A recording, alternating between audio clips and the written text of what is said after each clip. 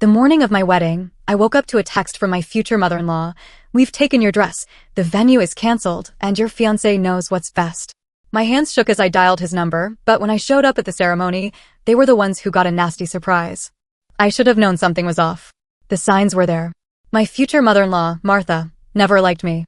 She acted nice when my fiancé, David, was around, but when we were alone, she made sure I knew she didn't think I was good enough for her son. She questioned my wedding choices constantly. She hated my dress. She wanted a different venue. She tried pushing her own ideas, and when I didn't agree, she pouted like a child. I thought she was just an overbearing mother, but now I know better. I thought David was different. I thought he had my back. But I was about to find out just how wrong I was. I woke up feeling excited, nervous, and ready. It was my wedding day. The day I had planned for months. The day I had spent thousands of dollars on. The day I was supposed to walk down the aisle and start my future with the man I loved. Then my phone buzzed. "Martha, we've taken your dress. The venue is canceled. And your fiancé knows what's best. Don't make a scene. Just accept it." At first, I thought I was still dreaming. My head felt light, my stomach twisted, and I had to read the message at least 3 times before it sank in. I sat up so fast I nearly fell out of bed. My heart was pounding. I immediately called David. Straight to voicemail. I called my maid of honor, Sarah. No answer. I called the venue. The woman on the phone hesitated before telling me, "Oh, yes, David called early this morning and canceled everything." "I'm so sorry." My hands were shaking.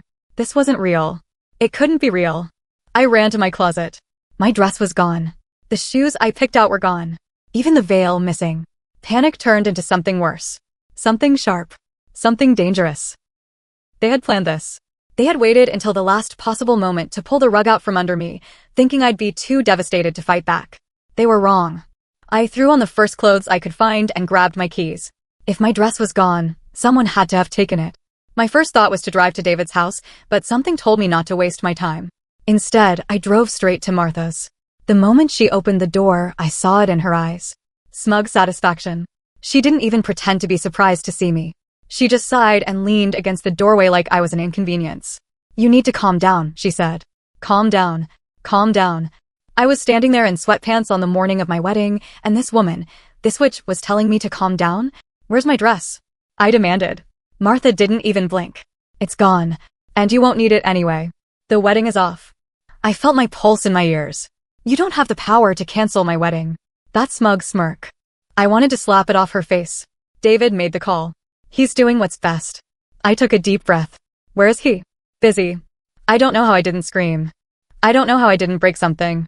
But I knew one thing, I wasn't going to get anything from her. So I left. But I wasn't done. Not even close. If Martha had pulled something like this, there was no way she had just canceled the wedding. She had done something worse. I had a horrible feeling in my gut and I needed answers. So I drove to the venue. And that's when I saw it. Cars were pulling into the parking lot. Guests were arriving. The venue was decorated exactly as I had planned. Because the wedding wasn't canceled. It just wasn't my wedding anymore. I got out of my car and walked toward the entrance. Nobody stopped me. People I knew, people who had been invited to my wedding, smiled at me as I passed, completely unaware. I made it to the doors and stepped inside. And there she was. Rachel. In a wedding dress. My wedding dress. My vision blurred with rage. My whole body went cold. Rachel had been my friend. She had always been close with David. I had ignored the little comments, the playful touches, the way she looked at him when she thought I wasn't paying attention. I had been so stupid. And now she was standing at the altar. With my fiancé. In my dress. At my wedding. Like I never even existed. The betrayal was suffocating. It choked me, crushed my chest, made me feel like I was sinking into the floor. David stood there, looking calm. Relaxed. Like this wasn't the most disgusting, humiliating, psychotic thing he had ever done. And that's when it all clicked. This wasn't last minute. This wasn't impulsive. This was planned. David had let me spend months planning this wedding. He let me send out invites. He let me spend thousands of dollars. He let me think I was about to marry the love of my life while, in reality, he was planning to marry someone else. He was going to let me wake up, realize my wedding was canceled, and disappear from his life like I was some random girl he had once dated. They were going to erase me. And they thought I would just accept it. They thought I would just go away. They had no idea who they were dealing with. I stood there, frozen. People were laughing, chatting, taking their seats, completely unaware that this wasn't just a normal wedding, it was a hijacking. Martha was at the front, smiling proudly, probably thinking she had pulled off the perfect crime. Rachel adjusted my veil, glowing like a fake-ass angel. And David? David wasn't nervous. He wasn't guilty. He wasn't looking around for me, wondering where I was. Because he knew. Because he was in on it. Something inside me cracked. I should have cried. I should have broken down. But instead, a strange, calm feeling settled over me. They had taken everything from me. My dress, my venue, my fiancé, my wedding. But I wasn't gone yet. I straightened my shoulders and kept walking. A few people glanced at me, some with confusion, some with recognition. Whispers started. But nobody stopped me. Until I reached the front row. Martha's eyes locked onto mine, and I saw it. For the first time, fear. She stood up quickly, stepping in front of me like she could physically block me from ruining her fantasy. "You need to leave," she hissed, her voice low. I smiled. Actually smiled. "I think I'll stay." The whispers were growing louder. Guests were nudging each other. I saw my cousin, Rebecca, staring at me, eyes wide. I looked toward Sarah, my maid of honor, my best friend, and that's when I noticed something. She looked guilty. Like she knew. My stomach twisted. I had been betrayed by my fiancé. By my fake friend, Rachel. By his psycho mother. But Sarah too? That hurt the most. She opened her mouth to say something, but I wasn't in the mood to hear excuses. I turned back to Martha, who was still trying to act like she had control. "You weren't invited," she said, forcing a smile. I laughed. Loud. "Really? Because last I checked, this was my wedding." David turned then. His face was blank, but there was something in his eyes. A flicker of panic. Rachel, standing beside him, went pale. People were definitely watching now. David stepped forward, his voice calm, practiced. "Let's not do this here." I tilted my head. "Oh, but you wanted to do this here, didn't you?" I gestured around the venue. "Since you planned this whole thing behind my back." Rachel tried to grab David's arm, like she could somehow fix this. "Look, we didn't," she started. I cut her off. "You didn't what, Rachel? Didn't steal my fiancé? Didn't wear my dress? Didn't let me plan my own wedding while you stood in the background, waiting to take my place?" Her mouth opened and closed like a fish. I turned back to David. "How long?" I asked. He didn't answer. "How long have you been planning this?" Still nothing. Rachel fidgeted. "It just happened." I let out a sharp laugh. "It just happened?" "Oh, so you just tripped and fell into my wedding dress? Into my fiancé's bed?" Martha sighed dramatically. "Stop making a scene." I snapped my head toward her. "You planned this, didn't you?" She didn't deny it. I nodded, a cold, detached feeling spreading through me. "You know what, Martha? I was so ready to be the bigger person. To marry your son and tolerate you for the rest of my life." I took a step closer, lowering my voice so only she could hear. "But now? I'm going to destroy you." She flinched. "Good." David finally spoke, his voice too calm. "It's over, okay? Let's just move on." Move on. Move. On. I felt something inside me snap. "All right," I said, pulling out my phone. "Then let's tell everyone exactly what's going on." I hit play.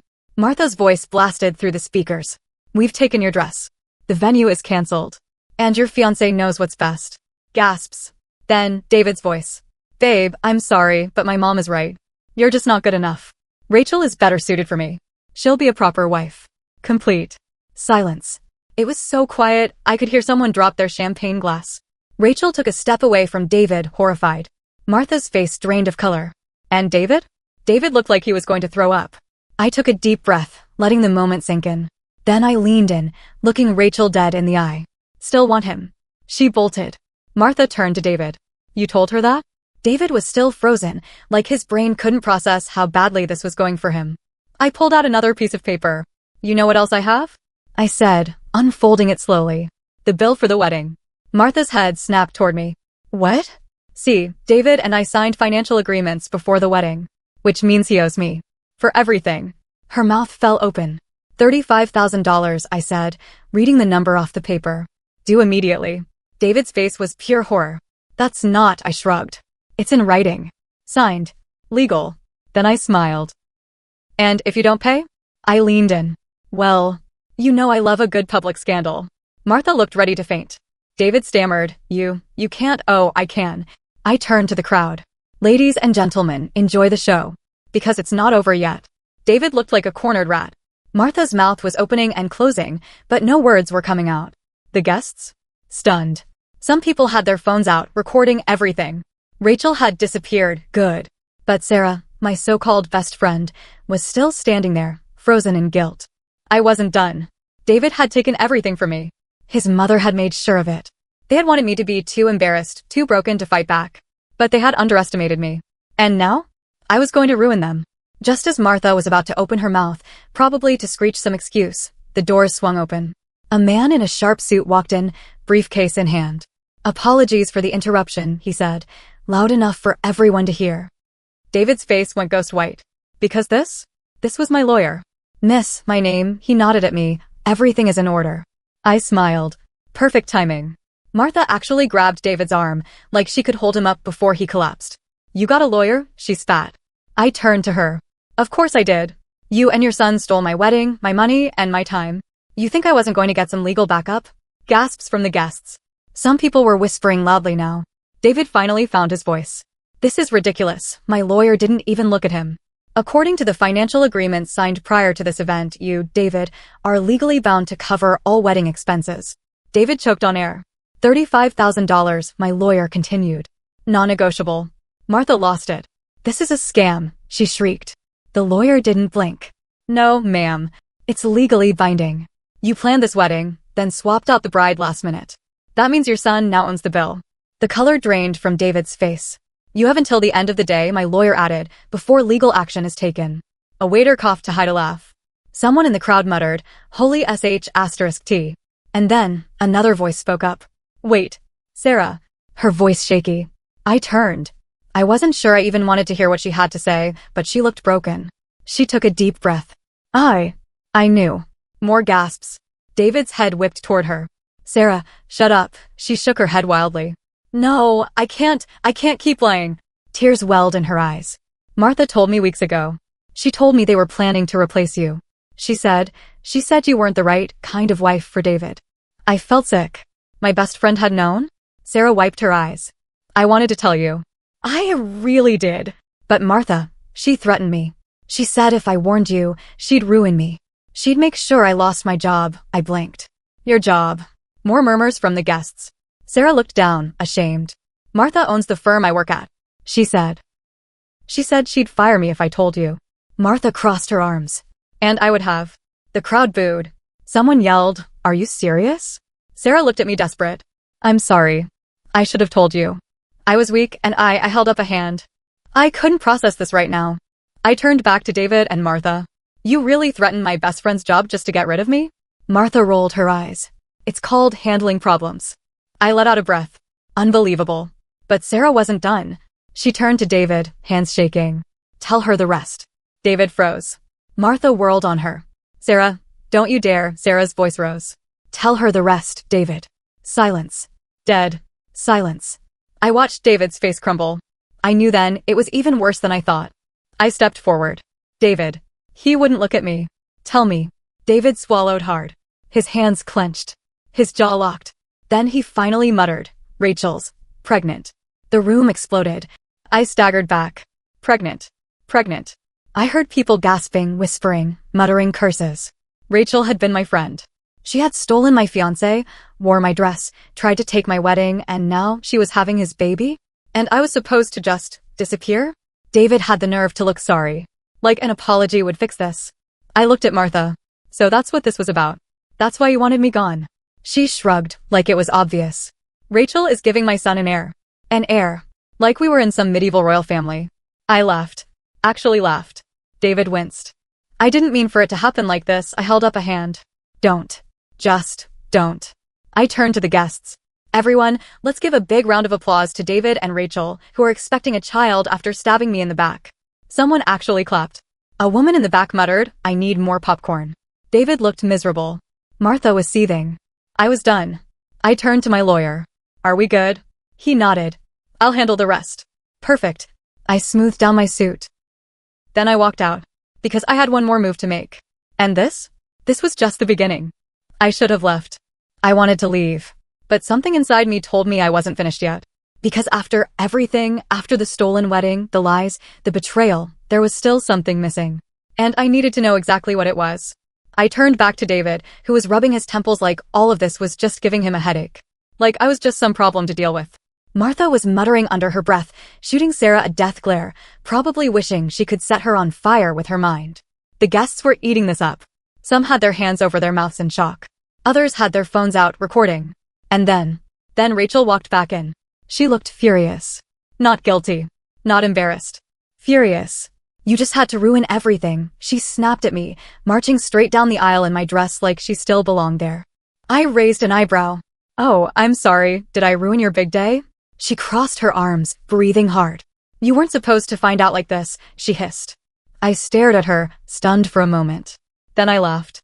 Actually laughed. You're unbelievable, I said. What part of this did you think I wouldn't find out? The part where you stole my fiancé? The part where you wore my dress? Or the part where you're pregnant with his baby? She flinched at that, and I knew then, that wasn't supposed to come out. David groaned. Rachel, stop talking. I pounced. What else is there, Rachel? I pressed. You might as well spill it all now. She looked away. Martha suddenly stepped forward, panicking. Rachel, don't you dare, too late. Rachel snapped. You think I'm the bad guy? She spat. Do you have any idea what I was promised? The whole room went silent. David's head jerked up. Rachel, shut up. But she was done keeping secrets. They told me I'd have a perfect life, she said, eyes burning. That David would marry me. That we'd be this perfect couple. That I'd be the new face of their family. I felt my stomach turn. Martha had planned this way before today. She had handpicked Rachel like a replacement doll. And David? David had gone along with it. Rachel's voice wobbled. But now I see the truth. I was never going to be the wife. I was just a way to get rid of you. And once the baby is here. She turned on Martha, eyes narrowing. You were going to push me out too, weren't you? Martha's face tightened. Don't be ridiculous. Rachel took a step closer, shaking her head. Oh my God. You were, weren't you? That's why you kept saying the baby was the only thing that mattered. David stiffened. Rachel, let's talk about this later, but she was spiraling now. You lied to me, she whispered, staring at him. You said you loved me. Martha scoffed. Love doesn't matter, Rachel. A strong family matters. That was it. Rachel lost it. She yanked off the veil, threw it at Martha's feet, and let out a sharp, bitter laugh. I was just another pawn, she said, voice cracking. Just like her. She pointed at me. And suddenly, it hit me. Rachel wasn't my replacement. Rachel and I had been the same. She had fallen for it too. The only difference? I got out before it was too late. Rachel wiped her eyes, turned without another word, and walked out. David called after her, panicked now. Rachel, wait. She didn't. And then? Martha snapped. This is your fault, she screamed at me, actually pointing. I blinked. My fault? She jabbed a finger at my chest. If you had just left quietly, none of this would have happened. I let out a sharp breath. You really don't get it, do you? I said, shaking my head. David didn't love me. And guess what? He doesn't love Rachel either. You've controlled his entire life, and now you've ruined it. David's jaw clenched. Martha turned on him. Say something, she demanded. David just stood there, silent, pathetic. A man who had finally realized he had lost everything. I could have destroyed him more. I could have made one final, brutal remark that would have buried him. But he wasn't worth it. None of them were. So I stepped back. I turned to my lawyer. Let's go. He nodded, adjusting his tie. We'll send the final paperwork later. I walked down the aisle, the one I was supposed to walk down in a white dress. Past the stunned guests. Past the whispers. Past Martha, shaking with rage. I didn't stop. I didn't look back. David tried to contact me. Of course he did. The messages were pathetic. Can we talk? I made a mistake. I just need a chance to explain. I never answered. Rachel disappeared. She moved out of state. No one really knows where she went. Martha? Well, she lost everything. David never recovered from the public humiliation. The wedding scandal spread fast. His business deals fell through. People stopped trusting him. And when Martha's reputation started going downhill, she turned on David. I heard she moved away to start fresh. Without him. Karma did all the work for me. And me? I thrived. I moved to a new city. Found a real job. Made real friends. And I stopped looking back. Because the truth is, I won. Not because I got revenge. Not because I embarrassed them. But because I walked away. Because I found a life that was so much better than the one they tried to trap me in. And because now, when I look back at that day, at that text, that betrayal, that entire disaster, I don't feel anything at all. And that's the best revenge of all.